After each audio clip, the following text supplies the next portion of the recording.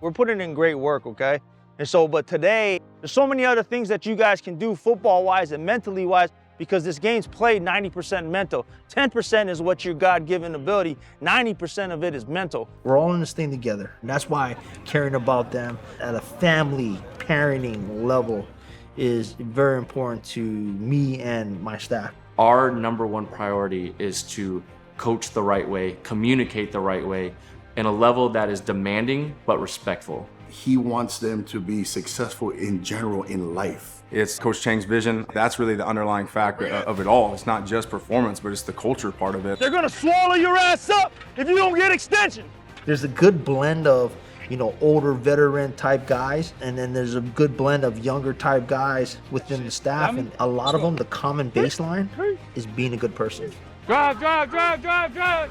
If I got a good person around me, I'm gonna be more acceptable to learning, adapting. I'm gonna get a full developed player and or coach because he knows how to act around people, hold himself, be accountable, and he's gonna be able to teach my player that. My player's gonna be a better player because of it. Shout out my guy, Coach Cody Cook. Real one.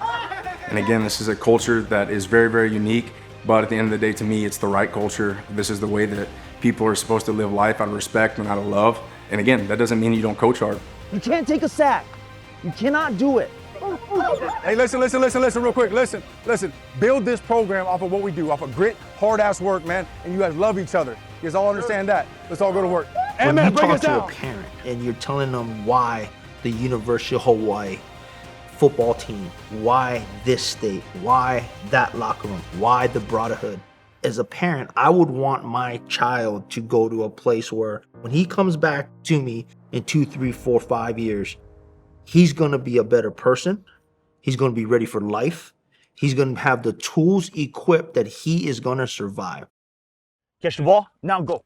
Now you run your 10 flat. You have to work for greatness each and every day. And how does that actually happen? Well, you got to show up to work. You have to be inspired. You have to be motivated. You have to show up and you want to be the best. So if you bench press 225 pounds on Tuesday, I hope by next Tuesday you're wanting to bench press more, but it's continuously striving to be the best, to be the greatest version of you each and every day.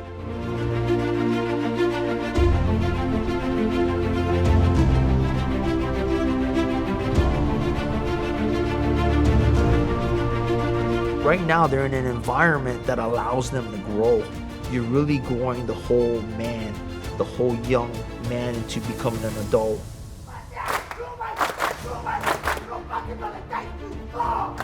Thank you, God! Here we go, let's go. Whatever I do, whether I'm a backup, whether I'm the starter, I'm gonna do everything I can to be the best I can be. Football is just, it's really one of those things where it's a small part of their life, but there are so many aspects of the game that are gonna teach them long-term the rest of their life. When you become a husband, I expect you guys to be the greatest husbands around. If you guys become fathers, I expect you guys to be the greatest fathers around.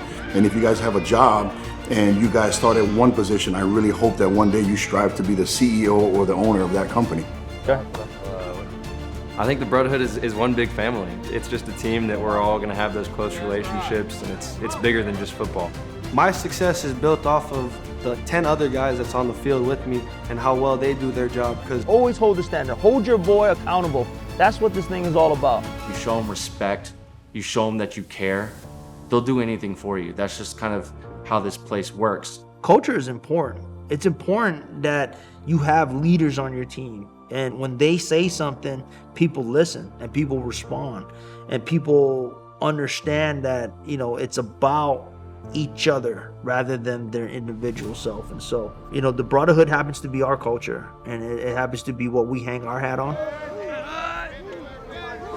if I can trust them now, that means when it gets in the hardness of the game, when it gets to the clinch time, that fourth quarter, I know, okay, Logan Taylor's gonna play his gap. And you do your job, and the guy behind me is doing his, and the guy behind him is doing that.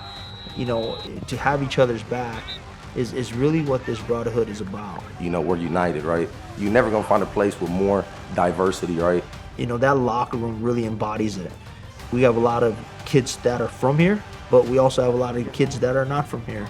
And so when you got the two that kind of coexist together and they start to fuse and mesh and become friends, become brothers, become brothers, something special starts to develop in there, and it's really hard to beat. Okay? Get to the ball. And when you're dead and tired, then here comes your brother in, and he's gonna get to the ball. You know what I'm saying? Okay, come on. You give the people something to be proud of when you win. And so winning becomes the most important thing for us now. I want them to have the same experience that I had in those years under June Jones. Okay, because when you're successful, you're gonna have a lot of fun. It's gonna be a lot of fun, okay? Let's go, let's work, boys.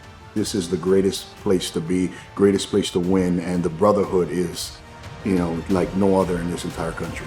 Okay, brotherhood on me, brother 3, 1, 2, 3. Brotherhood!